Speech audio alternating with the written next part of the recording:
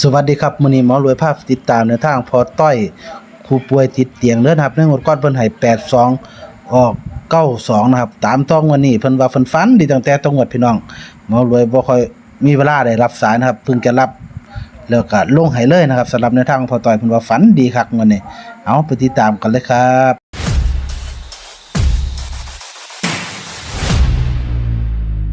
ก็วันหนึ่งแต่มือคนละทิศว่าอันมาเลย ครับผมเลขออกฝันเลยเด้อพ่อ คนเลยเดี๋ยวก็น่ะนะ โอ้ครับผม ส่วนมากกันมันสิแม่นมันพอจะฝันแต่โตหมดทั้งที่ตัวเจ้า ปวดพ่อก้อนพ่อกับฟันเลยปลาบูเนาะในอยู่ในตุ่มแล้วเนาะในปูเนาะมันบ่เขาตี82เนาะไม่ดอก92เสียดายแล้วพ่อเนาะที่ได้น้อย พอสิไรเองผมก็บ่ใจแต่ก่อนพอสิไรเป็นนี่ดิ เด้มั่นใจเด้อว่าพอสิไรพอมันใจแฮพอสิ82นั่นบนดันเดียวเลย ครับผมบ่ลงอะไรเลย82เดียวเลยวันนี้ฝันดี เอา ว่า เด้อ เนี่ย เอาเด้อพอจะโว้เรื่องของวันเด้อ ว่าพ่อฝันเด้อพ่อ ครับก็ตอนประมาณที่มืดวันที่16ก็ ครับผม พอก็เลยฝันไปเฮียนหนึ่งเฮียนป้าเจ้าของอ่ะเพิ่นเปิดฝันว่าเพิ่นเปิดร้านตัดผมไหม ครับ เปิดร้านตัดผมไหมคนก็เข้าไปหลายคนก็เข้าไปตัดผมเต็งเจ้าของก็จะไปตัดผมเดือนหน้า ครับ นะทีนี้กับบัดเจ็บเป็นอาจารย์แต่ผมไม่พวกเป็นเขียนไปเป็นนาร้านท่านนะครับ ผม เขียนไปเป็นนาร้านเขียนไปว่า59บอเบอร์นะจำเนี่ยมือนั่นนะมือวันมือเขาทีนี้พอมาเต้นนะบันที่เราบันที่17เด้อบันที่เด็กที่เราลงไปแน่เด้อบันที่เราบันที่เด็กที่17บ้านเลขที่17แต่ว่าในฝันมันเป็นคนละเลขบ้านเนาะพ่อเนาะเขาเขียนไปร้านทับผมเขา59บาร์เบอร์เขา โอ้เข้าบาเบอร์อยู่วะครับผมนั่นแหละพ่อของเมื่อน่ะมันขึ้นเนี่ยพ่อก็นอนอยู่ดีพ่อไปกินเลยเนี่ยพ่อวันว่าเขามาขายป้ายพ่อ2 ถุงขายป้ายเขาขายมาหลายตัวแล้วแต่ว่าป้ามันเหลืออยู่2 ถุงขายป้ายปลาดุกอะเขาเขียนแต่ว่าเขาเขียนไม่เน้นแต่กลางตรงเขียนกลางตรงก็ข้างตรงบอกว่าตรงละ41 บาทจำพ่อของเมื่อนะลูกแต่ว่าเด็กเจ้ากินใหม่ตัวจริงแดงเดียวจำนะลูกพ่อพันได้จำนะโอ้ก็มีมาขึ้นน้ำเนาะปลาอันช่วง14 บาทบ่เขาอันพอตัวเขาดูพอแต่ตัวเขาดูพอเรื่องไปพอตัวเขาดูอัน40 บาทเขาบอกเขาต้อง41 บาทเขาบอกว่าเจ้า41 บาทโอ้บนรถนะพ่อเนาะ41 บาทเขา41 บาทเป็น41 บาทจริงๆโอ้เขาบนรถมันว่าเขาขาย41มั้งแต่พอตัว40 บาทแต่บ่เขาบ่ได้เขาว่าต้อง41เขาบอกครับผมแสดงอันฝันแรกเลยนี่มี59บาเบอร์ตัวเดียวนะพ่อเนาะก็บ่เบิดตัวเดียวแต่ว่าอันเลขที่บ้านเขาเจ้าที่ฝันเกี่ยวนี่บ้านเลขที่17บ้านนี้พอมาฝันเมื่อคืนล่าสุดนี่เห็นว่าพอมันผ่านมันขึ้นมันผ่านว่าปลาเนาะเป็นขายป้าเป็นกินด้วยในถุงย่างนะในถุงป้าเป็น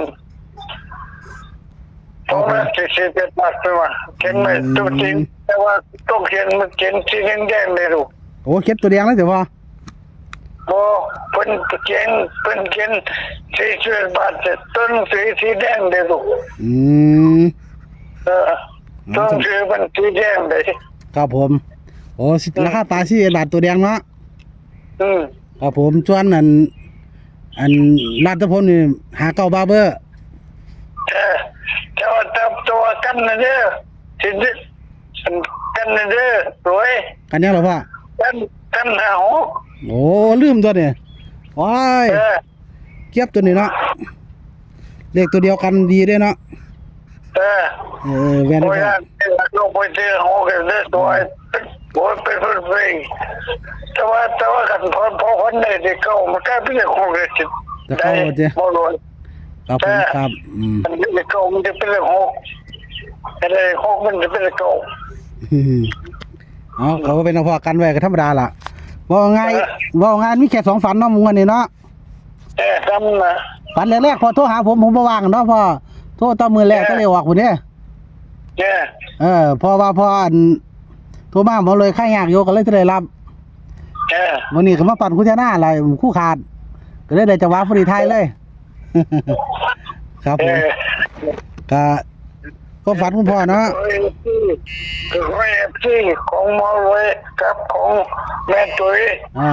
จมดำด้วยเด้อเด็กคนนี้เขาถือรางวัลที่ 1เด้อ ครับผมเอาหมอรวยขอทวนนะพ่อเด้อ ครับ ขอทวนเด้อว่ามีความฝันพ่อเนาะฝันแต่ต้องงวดพุ่นเนาะฝันว่าอันพี่น้องเปิดร้านตัดผมแม่นบ่พี่น้องเปิดร้านตัดผมป้ายเขาเขียนบางใหญ่เลยว่า59 บาร์เบอร์นะครับพ่อเลยวันนี้พ่อก็เลยว่าสิไปตัดได้ตัดบ่พ่อได้ฝันน่ะ วันนั้นมันตัดผมบ่ถ่ายเอาทุกคนมาตัดผมหลายคน โอ้พ่อได้ตัดเนาะ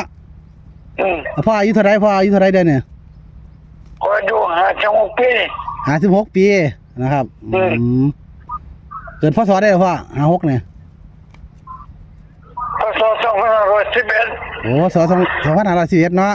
แต่ว่าผมไม่ได้ตัดนะพ่อเนาะก็อาจจะไม่เกี่ยวดอกเพราะว่าพ่อไม่ได้ตัดผมนะครับก็คือคงเป็นแต่เลขป้ายบ้านนี่ป้ายร้านนี่ล่ะ59 บาร์เบอร์เนี่ยเนาะตรงกันครับกับตรงกันกันไม่น่าเอากับตรงกันกับมาดูพอดี ครับผมอายุพ่อก็56 ปีมันตรงกันก็เลขครับพร้อมเลขบ้านอีหลีของเพิ่นนี่ในคือเลขบ้านอีหลีเพิ่นนี่คือบ้านเลขที่17นะพ่อเนาะบ้านเลขที่ดีเลย17บ้านเลขที่ดีเลย27หรือ17พ่อ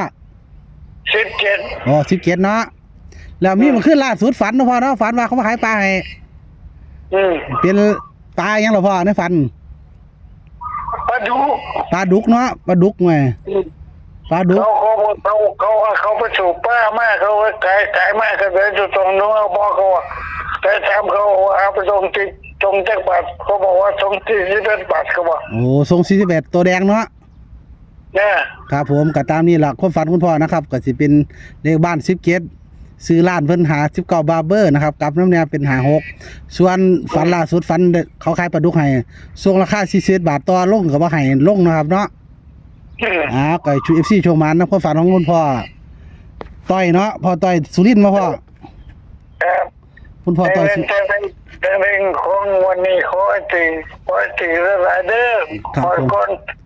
โทษขอไปเด้อพี่ครับผมพ่อว่ามันอยู่เป็นพิษจังโอ้ยจะมันปราดจังครับผมแก้มือใหม่นะพ่อเนาะครับสวัสดีครับขอบคุณพ่อหลายที่แบ่งปันในทางดีพี่น้อง FC สวัสดีครับเอานะครับก็จบไปแล้วนะสำหรับบทสัมภาษณ์ว่างมารวยกับคุณพ่อนะครับต้อยสุรินทร์นะครับคนป่วยติดเตียงเนาะเพิ่นก็ยินดีมาแปลงปันความฝันโทรหามารวยตั้งมือเลขออกพุ่นล่ะมารวยก็ติดธุระหลายแต่มีเวลารับเพิ่นนะครับเพิ่นให้มาตามนี้ล่ะก็ขอพี่น้องมักนำเพิ่นก็ให้โชคให้ชัยมีชัยนำพ่อต้อยเด้อนะครับโชคๆมันๆสุขสุขสวัสดีครับ